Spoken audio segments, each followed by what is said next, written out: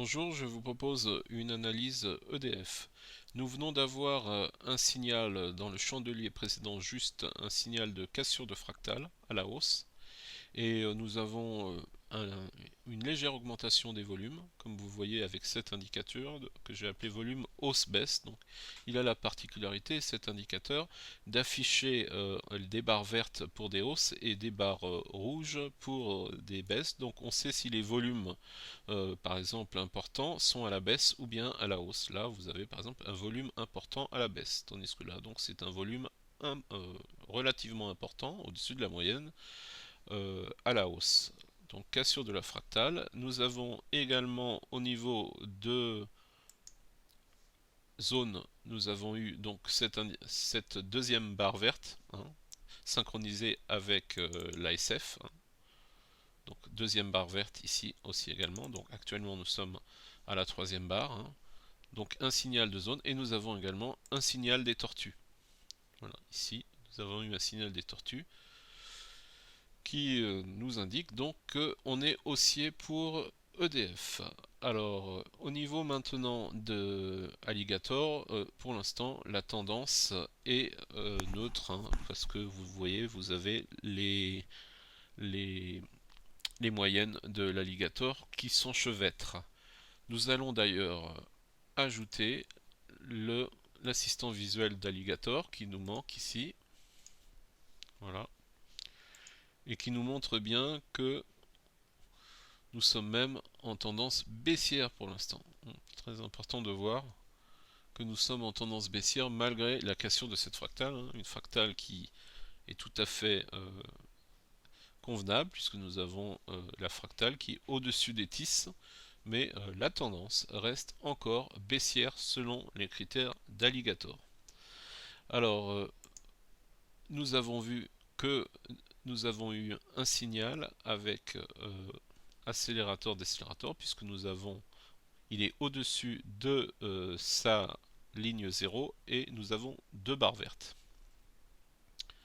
Les zones nous avons vu. Alors ce qui est intéressant c'est le squeeze. Nous avons un squeeze de Carter avec EDF puisque vous avez les bandes de j'ai oublié les bandes de Keltner et les autres c'est les bandes, j'ai un trou là tout d'un coup, on les utilise tellement et tout d'un coup j'oublie comment elles s'appellent. Bollinger, excusez-moi pour cette absence. Donc nous avons les bandes de Bollinger qui sont à l'intérieur des bandes de Keltner et donc c'est un squeeze. Et nous avons, regardez bien ici, le l'MACD histogramme qui est passé au-dessus de sa ligne de 0, mais nous n'avons pas encore de signal parce que nous sommes toujours en squeeze. Hein. Donc il faut attendre que les bandes de Bollinger sortent des bandes de Keltner. Et donc si elles s'écartent, nous serons en phase 2 et on aurait peut-être une impulsion qui partirait donc du côté vers le haut. Alors on va vérifier ça avec Ishimoku. Ishimoku peut nous indiquer la direction. Donc là, on peut penser que la direction, ça va être vers le haut. Hein. On peut espérer en tout cas, sans être garanti. Euh, Bien évidemment, ça n'engage que moi, hein, comme d'habitude. Hein, vous savez que ces vidéos ont un but essentiellement pédagogique et ne peuvent pas, hein, je ne suis pas habilité pour ça, être des conseils d'achat. Hein. Donc ça, c'est vous qui prenez sur vous, qui décidez si vous prenez, comment vous achetez ou comment vous vendez. Donc là, tout ça, c'est uniquement un but informatique. Hein. C'est à vous de décider s'il faut acheter ou vendre.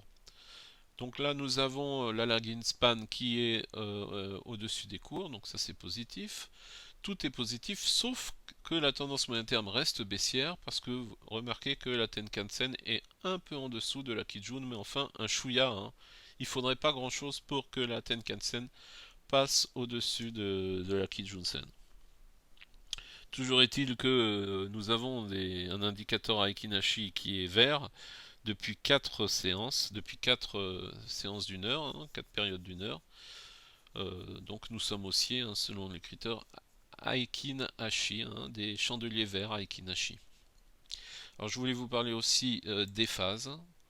Donc déjà, ce qui est intéressant, c'est que notre OBV il est reparti à la hausse, hein. Là, il a une petite faiblesse, il rebaisse, hein, mais il est au moins au-dessus de sa moyenne mobile. Et nous avons également Ah, quelque chose d'intéressant. Nous avons donc le DMI qui est haussier, hein, puisque nous avons le DU+, au-dessus du DU rouge, donc nous sommes en zone verte, en zone haussière. On avait une petite faiblesse avec l'ADX, c'était sous sa moyenne mobile et sous le seuil d'accumulation 17. Donc ça voulait dire qu'on était dans une tendance neutre, hein, comme vous le voyez, hein, c'est pas terrible, hein, ça monte pas tellement. On a même vu le squeeze, hein, donc il n'y a pas de tendance, hein, c'est endormi. Et là, on entre en phase 2, parce que voilà, il y a l'ADX qui commence tout juste à se réveiller, à passer au-dessus de sa moyenne mobile, et il semblerait qu'il passe un peu au-dessus de la ligne de 17, hein, du seuil d'accumulation.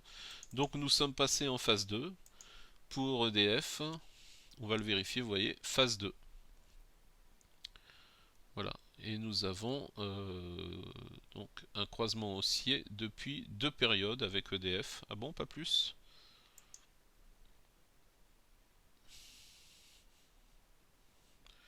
D'accord. Donc il n'y a pas longtemps non plus que nous sommes devenus haussiers sur EDF avec le DMI.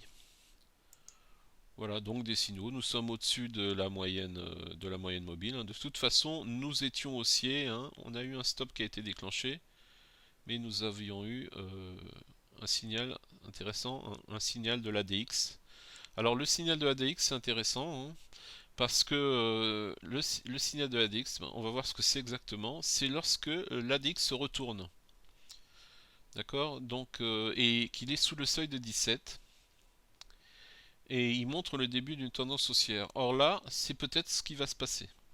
On aura un autre signal de l'ADX, mais on verra, hein. On essaiera de donner une suite à cette vidéo. Bon, je pense qu'on va s'arrêter là, hein. Et puis on verra au prochain épisode ce qui se passe pour EDF. Voilà, je vous remercie.